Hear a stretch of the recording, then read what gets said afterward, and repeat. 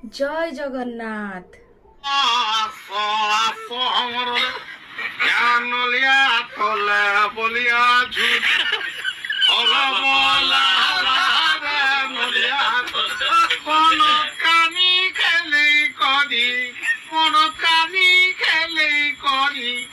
ছাপুকি পকারে মরিয়া তলে মরিয়া ঝুরি হলো ভোলা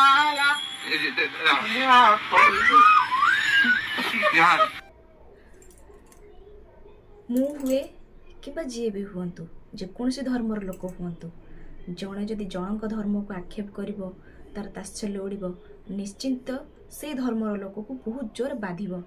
ଆମେ ସନାତନ ଧର୍ମୀ, ଆମ ଧର୍ମକୁ ଯିଏ ଖେସା ଉଡ଼େଇବ ଆମକୁ ନିଶ୍ଚିନ୍ତ ଭାବରେ ବାଧିବ।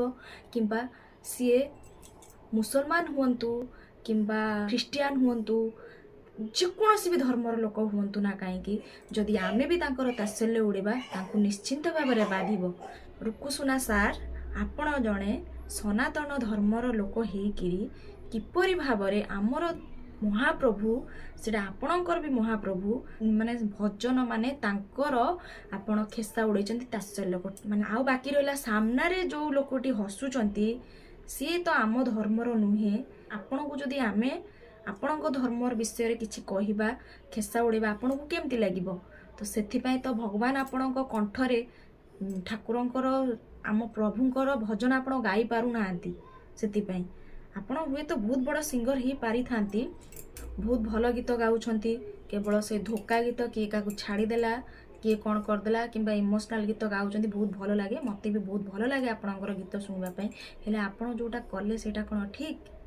ଆଉ ଆପଣ ଯେଉଁ ରୁକୁସୁନା ବାବୁ, ଆପଣ ଯେଉଁ ମହାପ୍ରଭୁଙ୍କର ସଙ୍ଗୀତ, ଯିଏ ଏଇ ଭଜନଟି ଗାଇଛନ୍ତି ଶ୍ରୀ ଦୁଃଖୀରାମ ତ୍ରିପାଠୀ, ତାଙ୍କର ଆପଣ ଯେଉଁ ତାତ୍ସଲ୍ୟ ଉଡ଼ଉଛନ୍ତି ଯେଉଁ ଗୀତଟା, ଆକ୍ଚୁଆଲି ସେତିକିଟା ମହାପ୍ରଭୁଙ୍କର ଦୟା ନଥିଲେ କିମ୍ବା ସେତିକି ପ୍ରଭୁଙ୍କ ପାଇଁ ମନରେ ସମ୍ମାନ ଆଉ ଭଲ ପାଇବା ନଥିଲେ କେବେ ବି କଣ୍ଠରେ ମହାପ୍ରଭୁ ବିଜେ ହେବେ ନାହିଁ, କିମ୍ବା ସେଇ ଗୀତ ଆପଣ ଗାଇପାରିବେ ନାହିଁ କେବେ ବି, ହେଲା।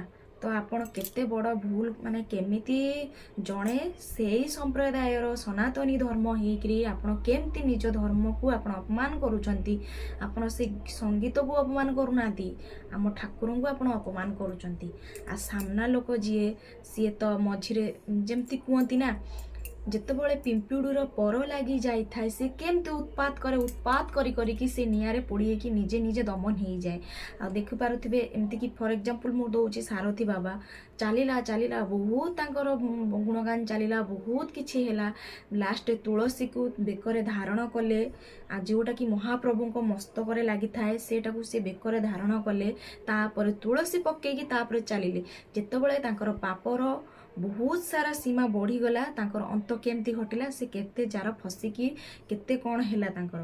ତ ଆପଣ ଯେଉଁ ହ୍ୟୁମାନ ସାଗର ସାର୍ ଯେଉଁ ଆପଣ ଅଛନ୍ତି, ଆପଣଙ୍କର ମଝିରେ ସେମିତି ଆପଣ ବି କେତେ ସାରା ଲୋକମାନଙ୍କ ଲୋକଲୋଚନକୁ କେତେ ଆସିଲେ, ଆପଣ କେତେ ଟ୍ରୋଲର ଶିକାର ହେଇଥିଲେ, ଲାଷ୍ଟକୁ ଆପଣଙ୍କର ଘର ଫ୍ୟାମିଲିକୁ ବି ଟଣାଗଲା, ଆପଣଙ୍କ ସ୍ତ୍ରୀକି ବି କେତେ ଅପମାନ ସହିବାକୁ ପଡ଼ିଲା। ତ ଯିଏ ଯେବେ ବି ମହାପ୍ରଭୁଙ୍କୁ ଅପମାନ କରିବାକୁ ଚେଷ୍ଟା କରିଛନ୍ତି କିମ୍ବା ତାଙ୍କର ତାତ୍ସଲ୍ୟ ଉଡ଼େଇଛନ୍ତି, ନିଶ୍ଚିନ୍ତ କିଛି ନା କିଛି ଖରାପ ତାଙ୍କ ସହିତ ହେଇଛି। ତ ସେତିକିଟା ଭଲ ପାଇବା ହୃଦୟରେ ନଥିଲେ ମହାପ୍ରଭୁଙ୍କ ପାଇଁ, ସେତିକିଟା ସମ୍ମାନ ନଥିଲେ କେବେ ବି ସେ କଣ୍ଠରେ ବିଜେ ହେବେ ନାହିଁ। ତ ଆପଣ କେତେ ଦୂର ଠିକ୍ କରିଛନ୍ତି। ମୋର ମନରେ କୌଣସି ଜାତି ଧର୍ମ ପାଇଁ ଅସମ୍ମାନ ନାହିଁ, ମୁଁ ସମସ୍ତଙ୍କୁ ସମ୍ମାନ କରେ। ସିଏ ମୁସଲମାନ ହୁଅନ୍ତୁ କି ଖ୍ରୀଷ୍ଟିଆନ ହୁଅନ୍ତୁ, ସିଏ ଯେଉଁ ବି ଧର୍ମ ହୁଅନ୍ତୁ ନା କାହିଁକି, ତ ଯିଏ ବି, ଏଇଟା ସ୍ୱାଭାବିକ କଥା। ଆମେ ଯଦି ସାମ୍ନା ଲୋକ ଅନ୍ୟ ଜାତିର ତାତ୍ସଲ୍ୟ ଉଡ଼େଇବା, ସେ କେବେ ବି ସହିପାରିବନି। ଆଉ ରୁକୁସୁନାମ ସାର୍, ଆପଣ ତ ନିଜ ଧର୍ମକୁ ନିଜେ ଅପମାନ କରୁଛନ୍ତି, କେତେ ଦୂର ଠିକ୍? ଆଉ କିଛି ବେଶୀ କିଛି କହିବିନି। ଜୟ ଜଗନ୍ନାଥ।